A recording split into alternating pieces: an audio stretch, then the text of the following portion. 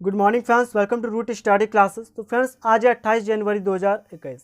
तो तैयार हो जाइए पेन पेपर लेकर के आज के सेशन के लिए। आज के इस वीडियो में हम लोग 28 जनवरी से रिलेटेड जितने भी इंपॉर्टेंट करंट अफेयर्स के क्वेश्चंस हैं तो सभी क्वेश्चंस यहाँ पर डिस्कस करने वाले हैं। और जितना भी क्वेश्चन मैं आपको कराऊंगा तो हर एक क्वेश्चन से रिलेटेड मैं आपको एक्स्ट्रा फैक्ट बताऊंगा। तो पूरा वीडियो को ध्यान से देखिएगा। वीडियो के अंत में जो है मैं आपसे क्वेश्चन भी पूछूंगा, ओके, जिसका आंसर आपको कमेंट करके बताना है। और आज के इस वीडियो का जो पीडीएफ है तो पीडीएफ के लिए आप टेलीग्राम ऐप पर आइए और सर्च कीजिए यहाँ Root Study Classes. Root Study Classes का जो टेलीग्राम चैनल है यहाँ आपको हर एक दिन का पीडीएफ अवेलेबल मिलेगा। यहाँ से आप ऑल पीडीएफ जो है डाउनलोड कर पाएंगे। चलिए स्टार्ट करते हैं। तो पहला क्वेश्चन है, हाल ही में किस राज्य में पर्यटकों के लिए विश्व का सबसे बड़ा सफ़ेद मगरमच्छ पार्क खोला गया है? तो काफ़ी इंपॉर्टेंट क्वेश्चन है। तो देखिए, सफ़ेद मगरमच्छ पार्क तो इसको जो है अब उड़ीसा राज्य में पर्यटकों के लिए भी खोल दिया गया है। और ये जो आपका सफ़ेद मगरमच्छ पार्क है तो ये पूरे वर्ल्ड का सबसे बड़ा सफ़ेद मगरमच्छ पार्क है जो कि उड़ीसा राज्य में स्थित है, ठीक ना। अच्छा, उड़ीसा में कहाँ पे स्थित है ये? तो उड़ीसा में केंद्रापाड़ा करके एक डिस्ट्रिक्ट है और केंद्रापाड़ा डिस्ट्रिक्ट में जो है भितरकनिका नेशनल पार्क है, ओके। और हाल ही में क्या हुआ कि मगरमच्छों की गिनती की गई है। भितरकनिका नेशनल पार्क के अंदर जो है मगरमच्छों को काउंट किया गया है, जिसमें कि सफ़ेद मगरमच्छ जो है पूरे विश्व के भांति इस पार्क में ज़्यादा पाए गए हैं। और भी जो मगरमच्छ यहाँ पर सबसे ज़्यादा पाए गए हैं, तो जिसको देखते हुए इस भितरकनिका नेशनल पार्क को जो है सफ़ेद मगरमच्छ पार्क बनाया गया, जो कि पूरे वर्ल्ड का सबसे बड़ा सफ़ेद मगरमच्छ पार्क बन गया है, ओके। अब यहाँ पर बात है ओडिशा राज्य की। तो देखिए, हाल ही में 2020-21 में जो है ओडिशा से रिलेटेड करंट अफेयर्स बने, तो आइए उनको डिस्कस करते हैं। तो देखिए, भुवनेश्वर जो कि ओडिशा की राजधानी है, तो यहाँ पे तोसली शिल्प मेला का हाल ही में जो है उद्घाटन हुआ है, ओके। 2021 में जो है इस तोसली शिल्प मेला का उद्घाटन ओडिशा के अंदर हुआ है। उसके बाद भारत का जो सबसे बड़ा हॉकी स्टेडियम है तो ये कहाँ पर बनेगा? तो ये आपके ओडिशा में बनेगा। उसके बाद स्वयं सहायता समूह के लिए विभाग शुरू करने वाला जो पहला राज्य बना है वो आपका ओडिशा बन गया। यानी कि स्वयं सहायता ग्रुप के लिए जो है डिपार्टमेंट को स्टार्ट किया है ओडिशा ने, और इस मामले में ओडिशा पहला राज्य बन गया है। और ओडिशा में हाल ही में पृथ्वी 2 मिसाइल का जो है सफलतापूर्वक परीक्षण हुआ है। और देखिए, ओडिशा की बात है तो ओडिशा को मैप में देख लेते हैं कहाँ पर है। तो ये है आपका इंडिया मैप, थोड़ा जूम करते हैं ताकि क्लियर दिखे। और यहाँ ये जो आप मैं लोकेशन मार्क कर रहा हूँ तो ये आप लोकेशन देख रहे हैं, ये है मैप में ओडिशा की लोकेशन। कैपिटल है उसका भुवनेश्वर। और प्रेजेंट टाइम में मुख्यमंत्री कौन है? तो नवीन पटनायक। और गवर्नर कौन है? तो गवर्नर है गणेशी लाल। नेक्स्ट क्वेश्चन की ओर बढ़ते हैं। तो नेक्स्ट क्वेश्चन है यहाँ, हाल ही में बाजार पूंजी के आधार पर देश की सबसे मूल्यवान कंपनी कौन बनी है? तो देखिए, बाजार पूंजी के आधार पर अगर बात की जाए तो भारत की जो सबसे मूल्यवान कंपनी, वैल्यूएबल कंपनी बनी है वो है टीसीएस, ओके। टीसीएस यानी कि टाटा कंसल्टेंसी सर्विस, ये अभी देश की सबसे मूल्यवान कंपनी है।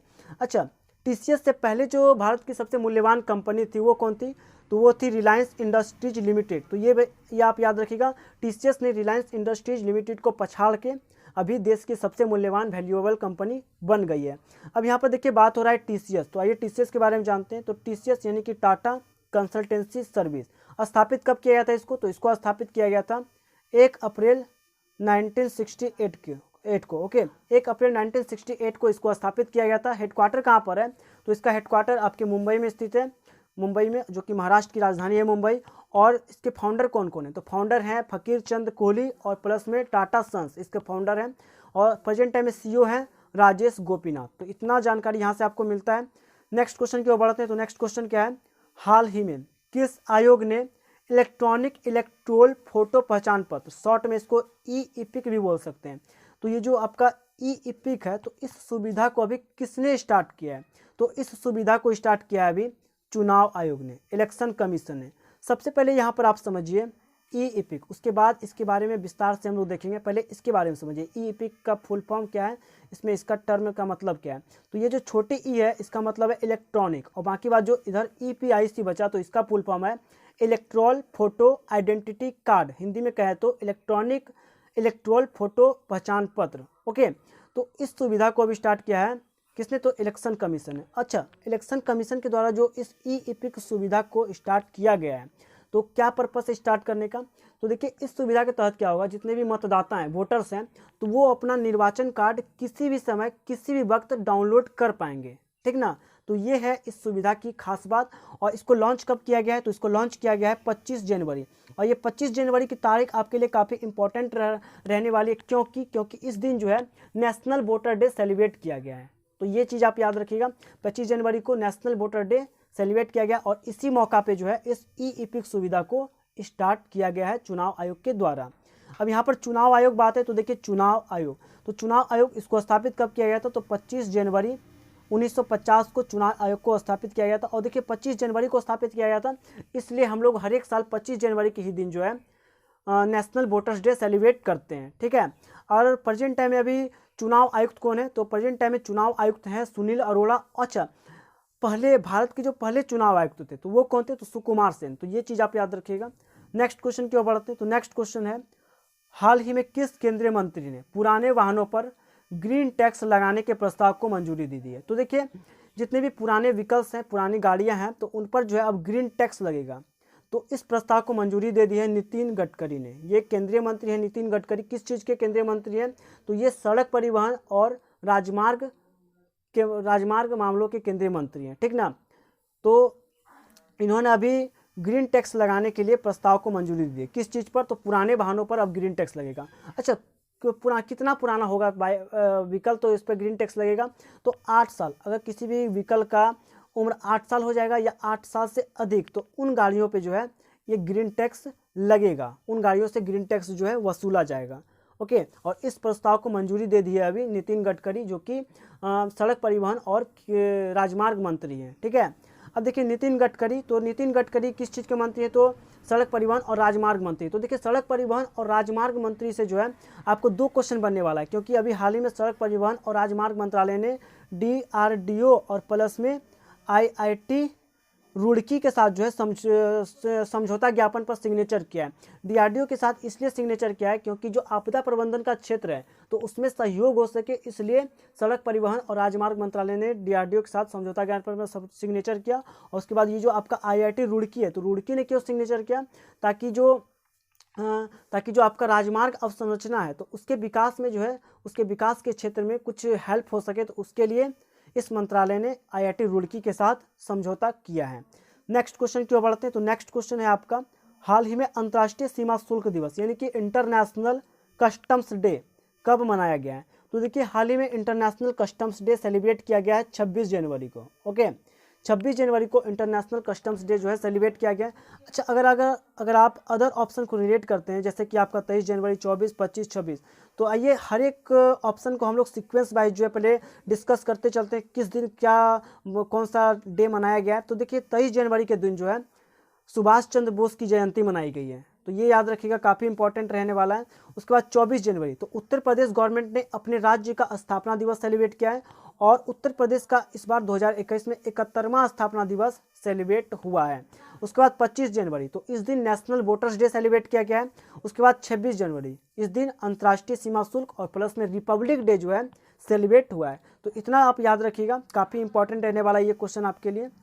नेक्स्ट क्वेश्चन की ओर चलते, तो नेक्स्ट क्वेश्चन है हाल ही में किस केंद्रीय मंत्री ने आयुष्मान CAPF योजना लॉन्च किया है। तो देखिए आयुष्मान CAPF योजना, तो इसको लॉन्च किया है अभी अमित शाह ने। अमित शाह ये भारत के केंद्रीय गृह मंत्री हैं और इन्होंने अभी आयुष्मान CAPF योजना लॉन्च किया है।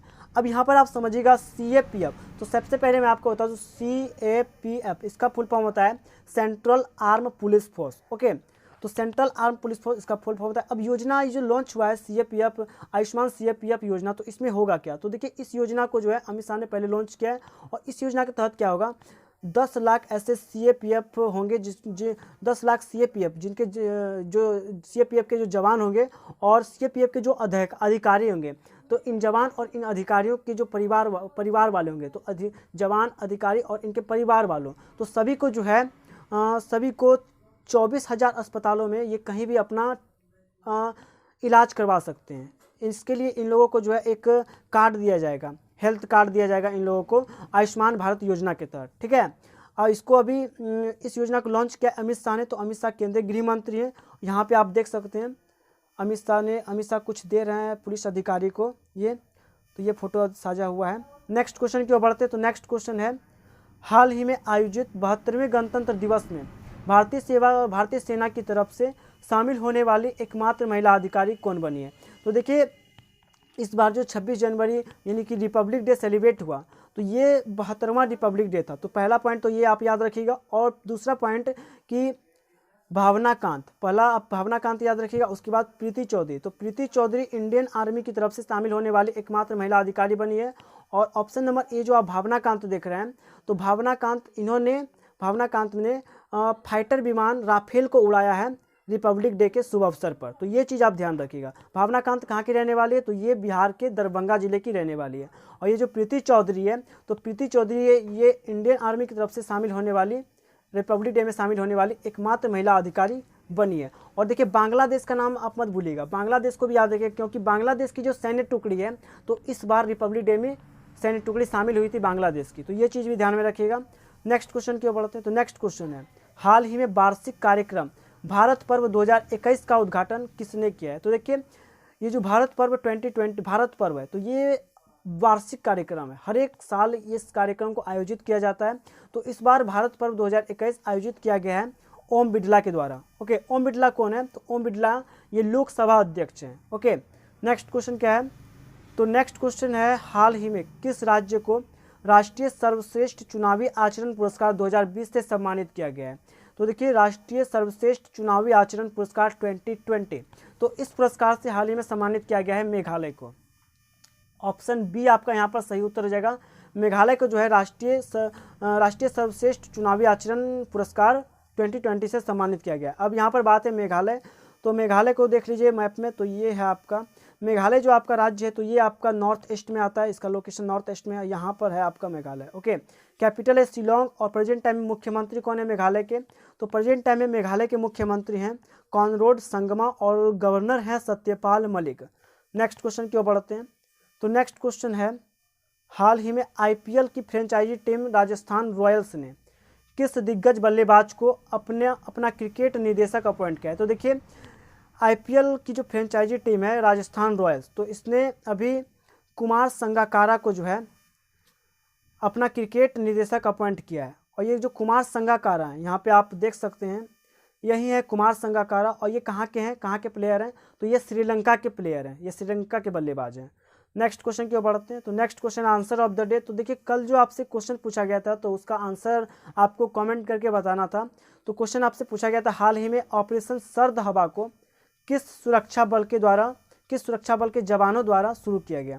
तो देखिए सर्द हवा, ऑपरेशन सर्द हवा, इसको जो है रिपब्लिक डे को ध्यान में रखते हुए जो है इस ऑपरेशन को स्टार्ट किया गया था बीएसएफ के जवानों द्वारा। ओके, बीएसएफ यानी कि बॉर्डर सिक्योरिटी फोर्स, इसका फुल फॉर्म होता है। अगले क्वेश्चन की ओर बढ़ते हैं। तो अगला क्वेश्चन है क्वेश्चन ऑफ द डे। इस क्वेश्चन का आंसर आपको कमेंट करके बताना है क्या होगा। हाल ही में किस स्पेस एजेंसी ने एक ही रॉकेट पर 143 उपग्रह लॉन्च करके विश्व रिकॉर्ड बनाया है। तो देखिए ऑप्शन दिया हुआ है इसरो, नासा, स्पेस एक्स, इनमें से कोई नहीं। देखिए अभी किस स्पेस एजेंसी ने ये रिकॉर्ड बनाया, मैं आपको बता दूं, अभी जो भी बनाया इसको तो आंसर करना है, आपको कमेंट में बताना है। लेकिन इसरो जो है, इसरो ने पहले ये रिकॉर्ड किया था, ठीक है। इसरो ने पहले 104 मिसाइल एक ही रॉकेट से लॉन्च किया था और ये रिकॉर्ड बनाया था, लेकिन इसरो का भी रिकॉर्ड किसी ने तोड़ दिया है। तो किस स्पेस एजेंसी ने इसका रिकॉर्ड तोड़ा है, तो आपको कमेंट करके बताना है, नासा ने तोड़ा है या फिर स्पेस एक्स ने तोड़ा है। तो कौन सा आंसर राइट होगा, तो कमेंट में आंसर जरूर लिखिए। और अगर आपको वीडियो अच्छा लगता है तो वीडियो को लाइक जरूर कीजिए और शेयर भी जरूर किया कीजिए। तो चलिए आज के लिए इतना, मिलते हैं नेक्स्ट वीडियो में, तब तक के लिए जो है जय हिंद जय।